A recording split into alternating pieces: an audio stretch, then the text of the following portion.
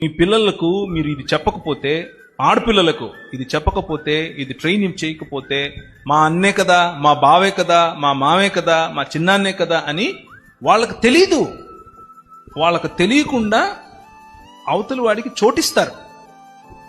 అంతా అయిపోయిన తర్వాత మనము ఏడుస్తూ కూర్చోవటం కంటే మొహమాటం. మీరు కుక్కలు పెంచుకోండి ఇంట్లో, పర్లేదు.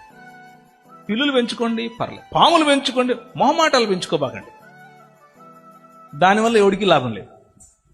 డైరెక్ట్గా చెప్పండి. అది పాము కంటే ప్రమాదం, చాలా ప్రమాదం. పాప పెద్దగా అవుతుంది, దూరంగా ఉండండి. డైరెక్ట్ చెప్పండి. ఏంటి తప్పు? అసలైతే ఇంటికి రావద్దని కూడా చెప్పొచ్చు. 100% చెప్పండి.